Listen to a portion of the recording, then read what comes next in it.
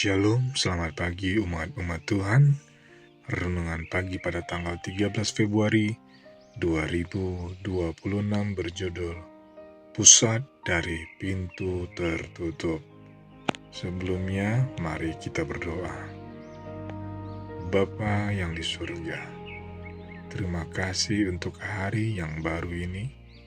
Saat kami membaca renungan pagi ini, bukalah hati dan pikiran kami, agar kami memahami kehendak-Mu. Tolong kami untuk belajar dari sejarah umat-Mu, supaya iman kami semakin dewasa dan pengharapan kami semakin teguh di dalam Engkau. Di dalam nama Yesus kami berdoa dan mengucap syukur. Amin. Yang menjadi ayat renungan terdapat di dalam Matius 25 ayat 10 sampai 12. Berbunyi demikian.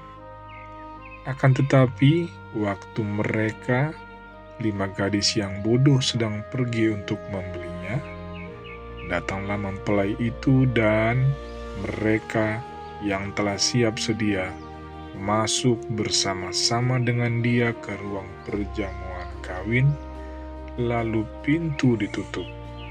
Kemudian datang juga gadis-gadis yang lain itu dan berkata, "Tuan, Tuan, bukakanlah kami pintu." Tetapi ia menjawab, "Aku berkata kepadamu, sesungguhnya aku tidak mengenal kamu." Beberapa simbol Alkitab memiliki lebih dari satu makna bila dilihat dari masa ke masa. Seperti halnya simbol pintu tertutup dalam keyakinan Adventisme setelah masa Miller pada akhir tahun 1840-an.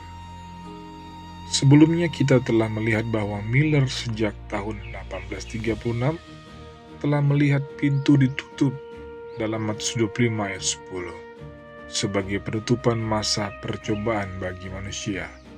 Artinya, sebelum Kristus datang, setiap manusia akan membuat keputusan untuk menerima atau menentang Dia. Karena Miller telah mengaitkan kedatangan kedua dengan tanggal Oktober 1844, maka ia berpendapat bahwa masa percobaan akan berakhir atau pintu kasihan ditutup pada saat itu. Ia tetap berpegang pada pandangan itu setelah kekecewaan pada bulan Oktober. Misalnya pada tanggal 18 November 1844, ia menulis bahwa kita telah menyelesaikan pekerjaan kita dalam memperingatkan orang-orang berdosa. Tuhan dalam pemeliharaannya telah menutup pintu kasihan.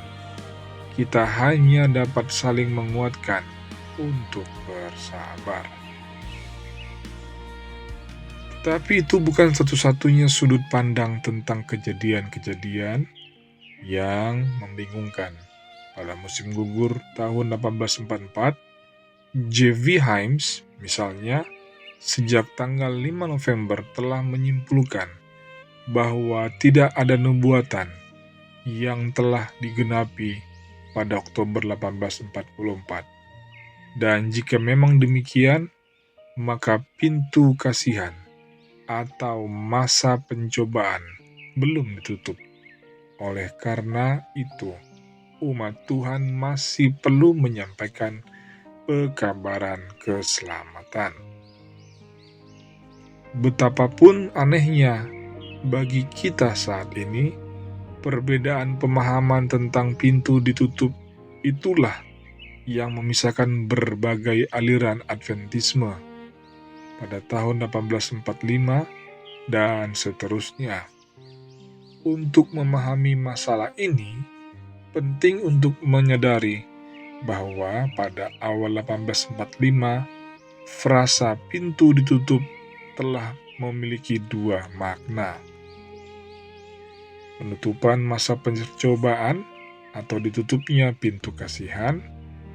Nubuatan itu telah digenapi pada Oktober 1844 Dengan memahami hal itu, kita dapat menganggap bahwa para Advent Albani yang mengikut Himes sebagai Advent pintu terbuka, dan para penganut spiritualisme fanatik, serta para penganut hari Sabat yang sedang berkembang sebagai Advent pintu tertutup. James White begitu yakin bahwa nubuatan itu telah digenapi pada akhir nubuatan 2300 hari itu, sehingga ia mencirikan kaum penganut Sabatarian sebagai umat hari ketujuh pintu tertutup. Kita bersyukur bahwa sebutan itu tidak bertahan. Sementara itu, tugas-tugas teologis kaum penganut Sabatarian pada akhir tahun 1840-an adalah memisahkan diri dari sepupu-sepupu mereka yang fanatik di sektor Adventisme pintu tertutup. Itu hanya dapat terjadi melalui studi Alkitab lebih lanjut dan melalui tuntunan Tuhan. Demikianlah firman Tuhan pada pagi hari ini. Mari kita berdoa.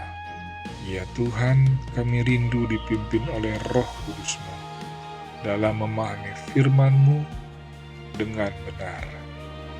Jauhkan kami dari sikap fanatik dan ajar kami untuk rendah hati dalam belajar.